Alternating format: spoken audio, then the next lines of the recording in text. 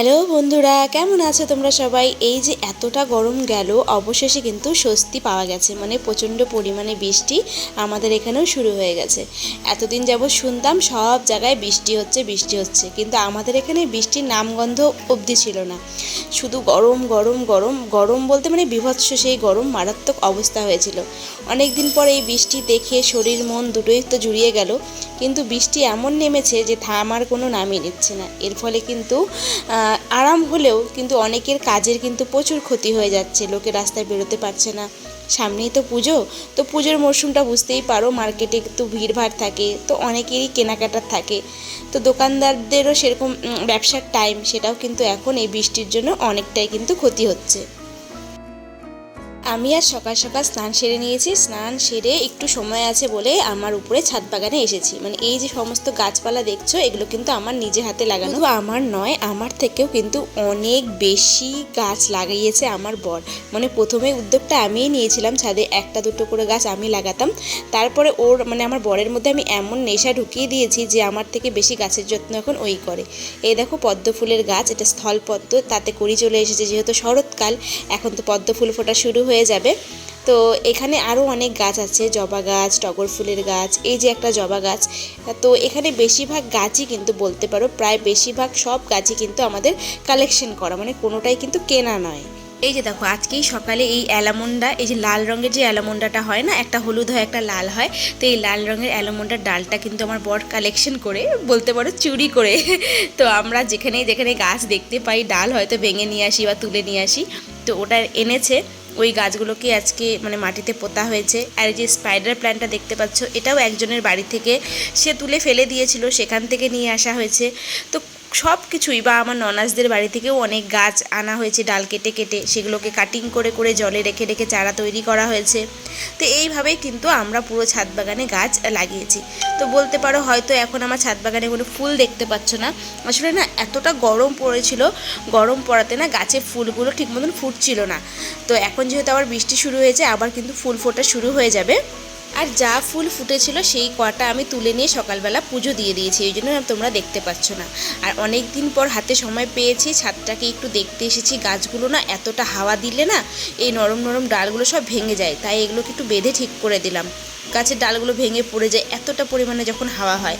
তো সেই জন্য এমনিতে আমি টাইমই পাচ্ছি না যে একটু ছাদ বাগানে এসে গাছগুলোর পরিচর্যা করব।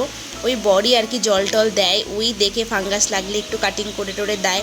এই দেখো না, কত গাছের গোড়ায় গোড়ায় আগাছা জন্মে গেছে, সেগুলোকেও আমি ঠিক মতন পরিষ্কার করতে পারছি না। তো আমার বর বা আমরা কিন্তু গাছ সম্বন্ধে কেউ অতটা অভিজ্ঞতা সম্পন্ন নই, যতটুকু ওই মোবাইলে দেখি আর নিজেদের আইডিয়াতেই কিন্তু করি। আর ছাদ বাগানের সব গাছ কিন্তু বেশিরভাগ ফুল গাছই লাগানো হয়েছে, কারণ পুজোর ফুল লাগে তো, আর ফুল গাছ বাড়িতে থাকলে দেখবে বেশ ভালো লাগে। আর নিজের বাড়ির গাছের ফুল দিয়ে পুজো দিতে যে কি শান্তি লাগে, সেটা আর কি বলবো, সেটা তো সবাই জানোই। আর আমি এদিকে গাছগুলো একটু টুকটাক দেখছিলাম, আগাছাগুলো পরিষ্কার করছিলাম, গাছগুলো ডালগুলো ভেঙে গেলে ওগুলো করছিলাম। আর আমার বর দেখো এইদিকে সমস্ত ছাদের নোংরাগুলো পরিষ্কার করছিল, কারণ ছাদ গাছ থাকলে দেখবে ছাদ কিন্তু আরও বেশি পরিমাণ নোংরা হয়। আর বৃষ্টি দেখো, একদম ধোয়ার মতন করে বৃষ্টি চলে আসছে। মানে ভেতরে আমাদের ট্রাস্ট মানে চাল আছে কিন্তু দেওয়া, যেহেতু ছাদে কিন্তু শেড দেওয়া, তবুও মানে জল একদম ভেতর দিকে চলে আসছে। তো চলো এখন না ভাবছি লঙ্কা গাছ লাগাবো। এই যে কতগুলো শুকনো লঙ্কা, মানে এগুলো কেনা শুকনো লঙ্কা, রান্নার জন্য আনা হয়েছিল। তো সেখান থেকে এগুলো কিছু মানে এগুলো বাছাই করা, এগুলো আর কি ইউজ করবো না, কেমন যেন একটু ফাঙ্গাস মতন লেগে গেছে। তো ভাবছি এই যে বীজগুলো, এগুলো থেকে বের করে এগুলো পুঁতে দিই, কারণ লঙ্কার বীজ তো পুঁতলে পরেই গাছ বেরিয়ে যাবে, এতে কোনো সমস্যা নাই, এখানে কোনো ব্যাপার থাকে না, মানে অতটা ঝামেলার কিছু নয়।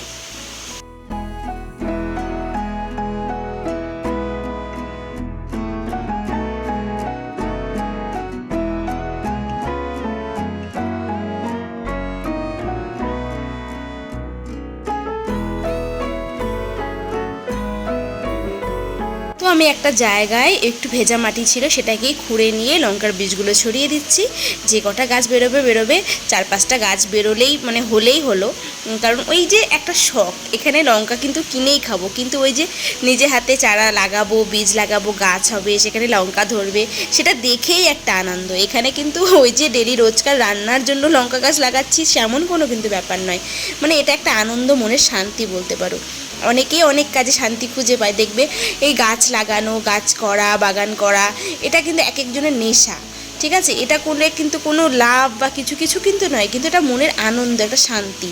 তো আমাদেরও না এখন দিনকে দিন না এই গাছের প্রতি একটা নেশাটা যেন বেড়েই গেছে।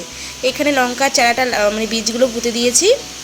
আর এই যে সকালবেলা অ্যালামন্ডার ডালগুলো এনেছিল, বললাম যে চুরি করে, তো তোমরা প্লিজ কেউ কিছু মনে করো না। তো সেই কিছু ডাল আমি আবার জলে রেখেছি কাটিং করে। আর গাছ চুরি করলে মনে হয় ঠাকুর পাপ দেয় না, তাই না? কারণ আমরা একটা প্রাণ তৈরি করছি, একটা প্রাণ থেকে আমরা আরও 10টা প্রাণ তৈরি করার চেষ্টা করছি। আর গাছ তো লাগানো খুব ভালো কথা, বলো? এখন তো সবার বাড়িতেই যেন জায়গা কম, সেই জন্য ছাদেই গাছ লাগানো হয় বেশি। যদিও আমাদের নিচে জায়গা আছে, কিন্তু নিচে গিয়ে পরিচর্যা করার সময় থাকে না। তো যেহেতু আমি উপরেই থাকি, আমার উপরে গাছ লাগালে বেশি সুবিধা, তো সেই জন্য কিন্তু আমি উপরেই লাগাই। একটা গাছও কিন্তু আমার ছিল না, জানো? মাত্র 2 বৎসরে আমরা এত গাছ লাগিয়ে ফেলেছি। বেলি ফুলের গাছ, তারপর তোমার অপরাজিতা, নীল অপরাজিতা, সাদা অপরাজিতা, পঞ্চমুখী অপরাজিতা, অ্যালামন্ডা হলুদ, তারপরে হচ্ছে টগর ফুল, লাল জবা, পিঙ্ক কালারের জবা, সাদা জবা, অনেক রকমের গাছ লাগিয়েছি।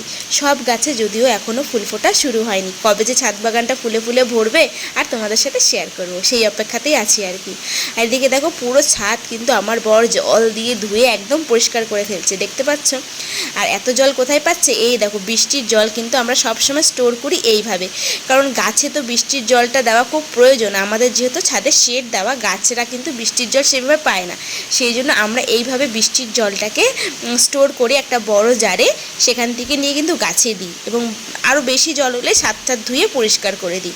এবং সব সময় যে টানা বৃষ্টি হলে স্টোর করি তা কিন্তু নয়, যখন প্রয়োজন হয় তখন করি। এই যে উপরে একদম শেড থেকে দেখতে পাচ্ছ, উপরে যে শেড দেওয়া আছে সেখান থেকে পাইপ একটা নেমেছে, সেই পাইপের সাথে আরেকটা পাইপ এভাবে লাগিয়ে, কিন্তু এটা কিন্তু বাইরের দিকে দেওয়া থাকে, আমাদের বাড়ির ভেতরেই পড়ে, কিন্তু আমরা এই ছাদের ভেতরে নিয়ে এসেছি। কারণ কি, এই জলটা বেকার ওয়েস্ট হবে, তো আমরা এই জলটাকে এভাবে স্টোর করে রেখে গাছে দিই, তো গাছেরও ভালো হয় এবং কোনো কোনো সময় বেশি হয়ে গেলে ছাদটা ধুয়ে পরিষ্কারও করে নিতে পারি। তো এই জন্য এই ব্যবস্থাটা করা আর কি। এদিকে শুনতেই পাচ্ছ হয়তো আমি ভিডিওতে ভয়েস দিচ্ছি আর প্রচণ্ড পরিমাণ বৃষ্টি হচ্ছে, আর ভয়েসে কিন্তু বৃষ্টির আওয়াজটা শোনা যাচ্ছে। আর এখানে দেখো আমার বর কিন্তু পুরো ছাদ কিন্তু পরিষ্কার করা শুরু করে দিয়েছে। আর এই যে গাছগুলো লাগানো দেখতে পাচ্ছ না, ইটের দিয়ে গাঁথনি করে চৌবাচ্চার মতন করে যে আমরা গাছগুলো লাগিয়েছি, তো এগুলো কিন্তু সব আমার বর নিজে হাতে তৈরি করেছে। ভেবো না আবার আমার বর রাজমিস্ত্রির কাজ করে, তা কিন্তু নয়, কিন্তু মোটামুটি ও টুকটাক কাজ এরকম অনেক কিছুই পারে। তো সেই জন্য কিন্তু এই ইট দিয়ে গাঁথনি করে করে দেখো দুটো একদম স্ল্যাপের মতন করে বানিয়ে একবারে ইট দিয়ে গাঁথনি করে মাটি ভরে এর মধ্যে গাছ লাগিয়েছি। এখানে গাছ লাগালে না গাছগুলো বেশ ভালো হয়, অনেকটা জায়গা পায়। তাছাড়া টবেও লাগিয়েছি আর কি, টব তো আছেই, অনেক প্লাস্টিকের কৌটো কেটে কেটে গাছ লাগানো হয়েছে। তারপরে ওই যে সবজির ক্যারেটগুলো দেখতে পেলে, ওগুলো মার্কেট থেকে কিনে এনে কিন্তু গাছগুলো লাগানো হয়েছে। তো বেশিরভাগ পরিশ্রমটা কিন্তু আমার বরই করে, কারণ এই গাছের পেছনে এই মাটি তুলে আনা, মাটি দেওয়া, এই দেখো পরিষ্কার করা। আগে আমিও করতাম, কিন্তু এখন খুব একটা সময় দিতে পারি না। তো চলো, তো দেখো অনেক গল্প করলাম, গল্প করতে করতে এদিকে আমার রান্নার কিন্তু দেরি হয়ে যাচ্ছে। আমার কাজকর্ম শেষ, মানে আমার ছাদে যা ছিল কাজকর্ম করে ফেলেছি, এখন বর তার মতন ছাদগুলো পরিষ্কার করছে। তো আমি ওকে বললাম, কী গো তোমার হয়নি? তো ও বললো, না আমার এখনও অনেকটা সময় লাগবে, তা আমার এদিকে রান্না করতে হবে, মেয়েও আবার স্কুল থেকে চলে আসবে। তো আমি ভাবলাম ঠিক আছে আমি ঘরে যাই, আর আমার বর এগুলো পরিষ্কার করুক। তো আজকের মতন টাটা।